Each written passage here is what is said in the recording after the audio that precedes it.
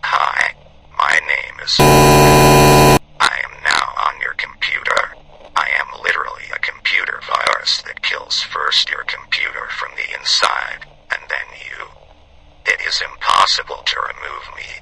Even if you try, it will mean that you want to speed up your death. I advise you not to do this. If you try to escape, you will die from any device that will be nearby, regardless of whether it is a coffee machine or a traffic light. You're cursed, and you have no way to remove this curse.